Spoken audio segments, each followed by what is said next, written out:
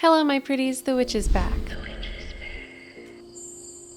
Welcome back to the deity series. Today we're going to talk about Aphrodite.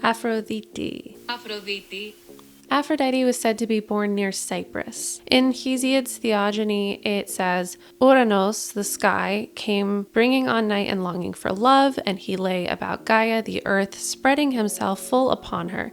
Then the sun Kronos, with his great long sickle with jagged teeth, swiftly lopped off his own father's members and cast them away to fall behind them. And a white foam spread around them from the immortal flesh, and in it there grew a maiden. So essentially the sky, or heaven in some ways it's interpreted, had his genitals castrated, and then they fell into the sea and developed a white foam, which is generally interpreted as sea foam, so let's keep it at that and not think too much on it. And of that foam develops Aphrodite. There's a rock in Paphos, Cyprus that is called Aphrodite's Rock.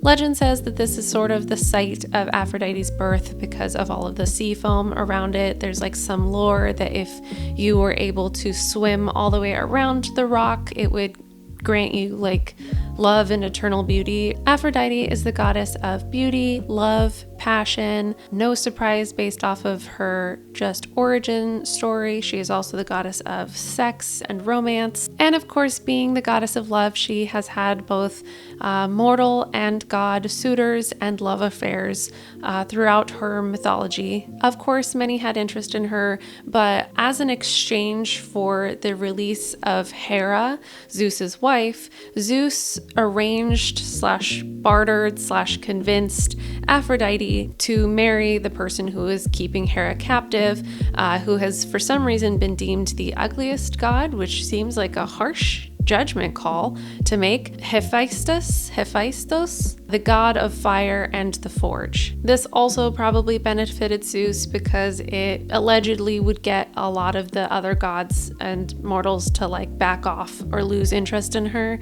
But of course that didn't really work.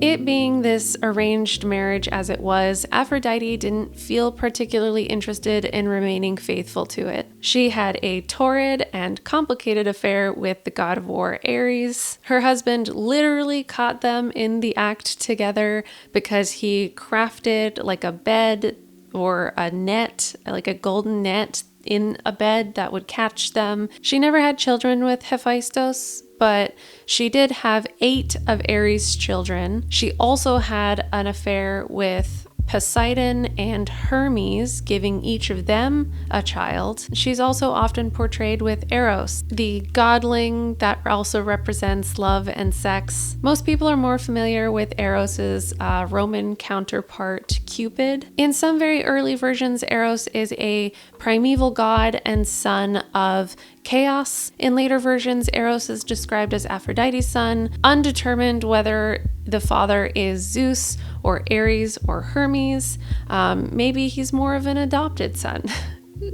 I don't know for sure. Telling Aphrodite stories in comparison to some of the other goddesses that I've covered so far is funny because all of her, she's the goddess of love. All of her stories are, love and beauty and affairs and things like that. It's like I'm a gossip channel telling her dirty laundry. That's not what I want it to come off of. This isn't Greek god TMZ, but it's important to know her stories, and these are them. Aphrodite also famously fell in love with a mortal man, Adonis. She loved him so much that she kept him in a chest and left him under the protection of Persephone, who then also falls in love with Adonis and doesn't want to return him to Aphrodite. Ultimately, Adonis continues to do normal mortal activities of the time like hunting and is killed by a wild boar. In some versions of the story, the wild boar is a jealous Ares. Zeus turns Adonis sort of into a god, but says that he needs to spend half of his time in the underworld, much like Persephone does. In some versions, Aphrodite turns him into the wind flower, which, if you're anything like me, you mostly just know because of Animal Crossing. The wind flower is, I guess, a very short-lived spring flower, which is a symbol of Aphrodite's grief over her lost love and, the mortality of love, which is so heartbreaking if you think about it that way. I will never look at those Animal Crossing flowers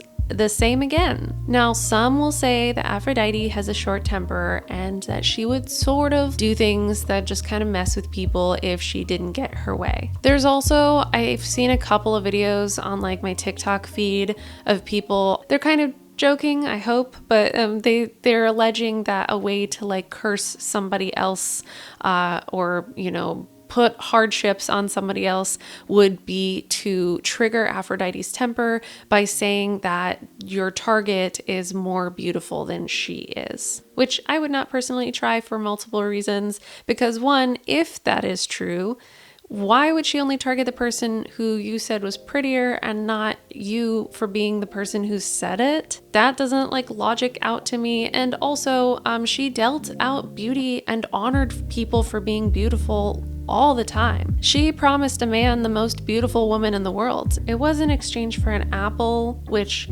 represented her being honored with the title of most beautiful goddess.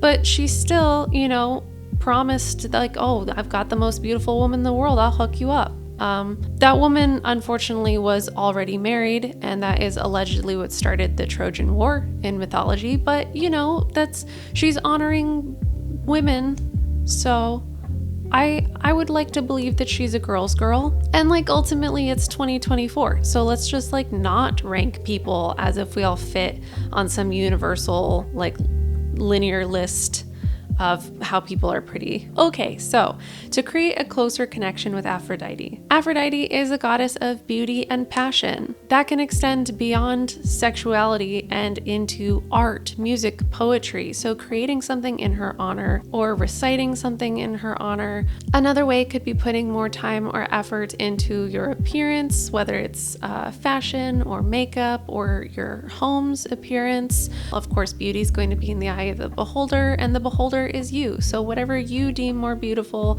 whatever action you can take, whether it's nails or makeup or hair or getting dressed in a certain way that makes you feel better. Oh, this is just a little sweater that I made for myself, but you could also get at shop.christywitch.com. It also comes in black. I literally just made it because I wanted it, but if anyone else wants it too, it's up there. Back to Aphrodite. She is the goddess of like love and romance and sexuality. So your romantic time could be dedicated to her if you'd like, whether you have a partner or alone, and you can interpret that as you will.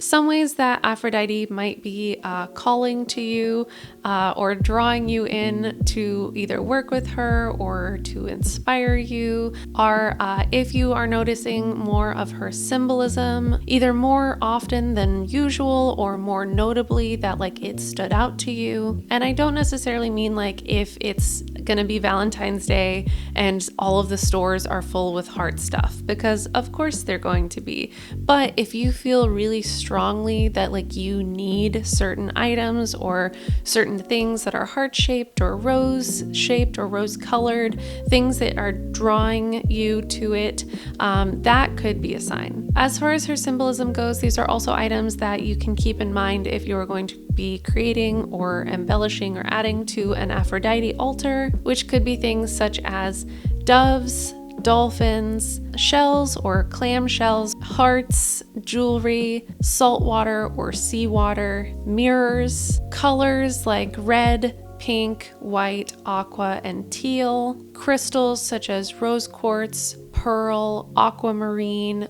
moonstone, opal. The next grouping of things are scents, flowers, fruits, and herbs that you could also incorporate as offerings to her or symbolism for her that you can either have as the item or in the form of incense, candles, perfumes, food items that are made with any of these. So some of those things could be roses, lavender, cinnamon, honey, strawberries, cherries, apples, peaches, myrrh, myrtle, marjoram, rosemary. Maybe I should have included this in one of the other lists. I often notice that a lot of deities have like, you can gift them wine as an offering.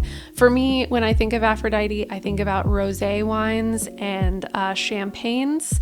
So those could be also lovely. I'm sure any wine will do, but for some reason for her, those are usually like lighter, they're more fruit forward, they're softer, and for some reason I just feel drawn to that. That's my UPG. So other ways that you might sense Aphrodite or feel connected or drawn to Aphrodite are you might feel more sensitive and emotionally empathetic in general. You may suddenly develop strong feelings or like a emotional pull, especially to love, romance, or relationships. But also that pull could be towards beauty, fashion, art, passion projects, and you might be more easily moved by art, nature, or beauty. And you may have vivid or more frequent dreams about her, love in general, or any of her symbolism. If you liked this video, please consider giving it a thumbs up. If you haven't already and you would like to join me for future deity videos, I would love it if you would subscribe and join me for those. And if you made it this far, go ahead and leave me a comment about maybe your favorite thing about Aphrodite, or